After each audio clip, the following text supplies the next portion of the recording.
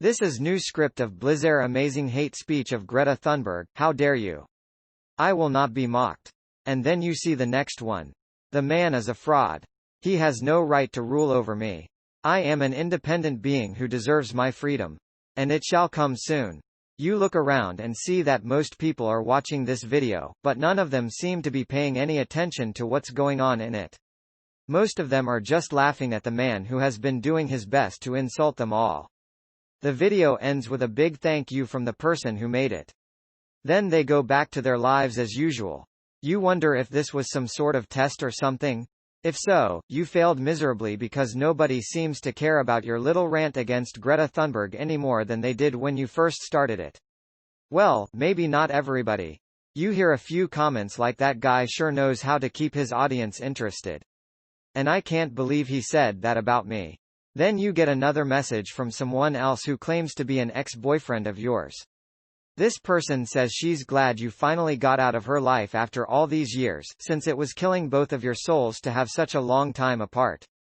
You find it a little odd that this person would go through so much trouble to mess with you, but you aren't complaining since it's put a genuine smile on your face. It seems like your dirty little secrets finally came out and now you're finally free. You get a bit of a chuckle out of the next video, even though it's one of the most tragic things that you've ever experienced.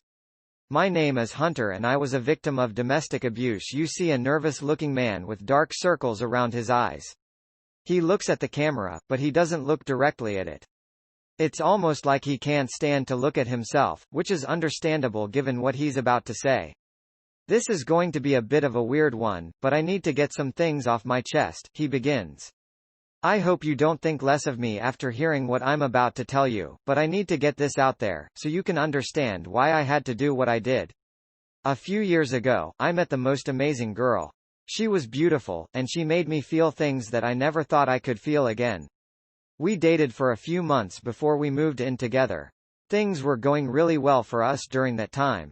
We both had good jobs and we were able to afford a nice place. We even got a pet. Well, I guess she was more of an exotic pet since she definitely wasn't a dog or cat, but it's not like I made her stay in a cage all the time. We were so happy together, but then things started to change. We started fighting a lot, and it wasn't the good kind of fighting that leads to makeup S3X because she had been under a lot of stress at work. During one of our fights, she let out some accusations that really hurt me pretty bad. She said that I didn't love her anymore. She said that my feelings had faded and that I must have someone else on the side. The thing is, none of that was true. I loved her very much. She was everything to me. So much so that I couldn't be happy without her.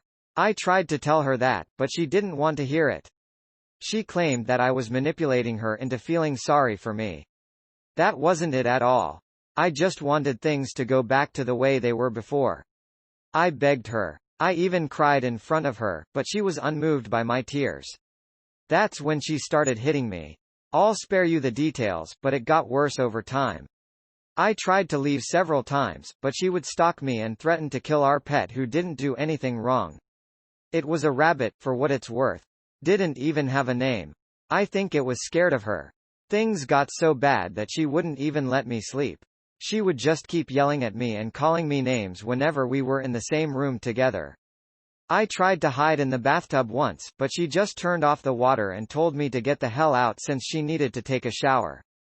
So, one day she broke my fingers because I forgot to save some money for her birthday. Even after all of that she still wouldn't let me go. She wouldn't even let me off for Christmas. I tried to send her flowers at the flower shop, but she caught me and tore them up in front of me. I think it was around then that I realized that she wasn't going to let me go. I didn't want to die, but staying alive was torture.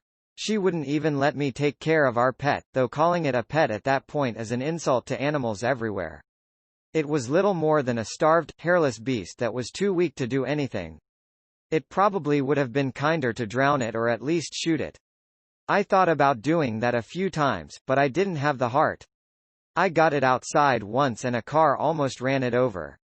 After that, I tried.